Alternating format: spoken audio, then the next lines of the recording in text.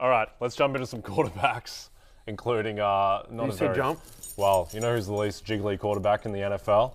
Jalen Hurts, Marcus Mariota, probably. Yeah, well, that's fair. He's not super jiggly. Yeah, but we actually think he could be okay against the Chicago Bears this week. He's available in 67% of leagues. On the season, he's the 11th best quarterback in terms of total points. He's just 17th on a points per game basis. A lot of it's just been sort of volume, but he's kind of a poor man's, and by poor man's I mean like really, really poor, desperate, desolate, poor man's Justin Fields because of the rushing, right? I mean, that's really the calling card for him.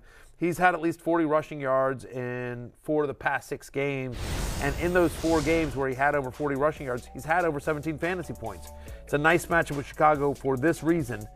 Bears allow the 7th most rushing yards per game to opposing quarterbacks.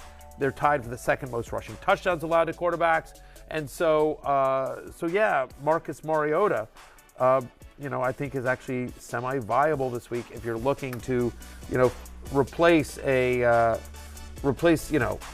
Tom Brady, a Trevor Lawrence. Yep. Okay. Unfortunately for America, we've got to go back and talk about Smith, the Washington Tua, Commanders. Tagovailoa. Yeah, some good QBs who are missing this week. But let's talk about Taylor Heinicke and Carson Wentz again. What are we doing with this situation with Wentz eligible to come off IR with a very nice matchup against the Houston Texans? Yeah, let's see if they announce who the starter is. It feels like it's going to be Heinicke as we sit here today, but I don't know. We will see. And it's worth noting that Wentz, in 3 of his 6 starts this year, had over 22 fantasy points, had over 300 yards passing, and prior to his injury was 6th in pass attempts. They want to throw. They can. They'll certainly be able to throw against a Texans defense that is 29th in scoring defense over the last 4 weeks. Yep. Matt Ryan, don't think too much interest in him going up against Philadelphia. They're going to be running the ball with Jonathan Taylor. But what do we do with Deshaun Watson, who's coming back in week 13? Look, it feels very disrespectful and silly to be talking about Deshaun Watson in a fantasy football context, especially while wearing this stupid getup. Yes. Right? But we are a fantasy football show. So putting aside the awful allegations about Deshaun Watson and not trying to minimize that, and there's a lot of people that rightfully so feel like he shouldn't even be in the NFL this year. The fact of the matter is that he is eligible to return in week 13. We are a fantasy football show, and from a fantasy football perspective, he has value, right? I mean, he is going to be a starting quarterback. All 3 of his full seasons he's played in the NFL, he's been a top 5 fantasy quarterback. Now, it'll have been over a year since Deshaun Watson played meaningful football, and he did not look good he did not look good in the preseason in very limited snaps. But he's at Buffalo, a Bills defense that doesn't look as scary as it used to, right? And if nothing else, they'll probably be down.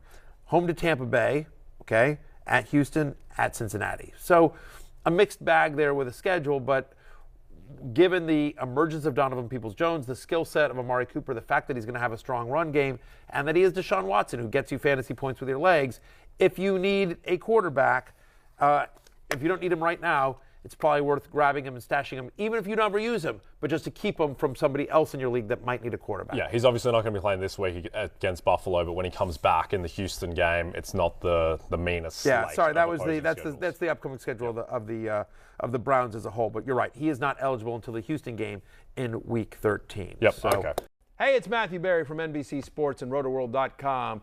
Just want to thank you so much for watching what you just watched, or at least being too lazy to click out of it after the autoplay just kept it going. So either way, thank you so much for just letting it scroll by your screen. And now I'd like to ask you respectfully, please subscribe to the NFL on NBC YouTube channel for the latest NFL news, fantasy headlines from RotoWorld, and betting analysis from NBC Sports Edge.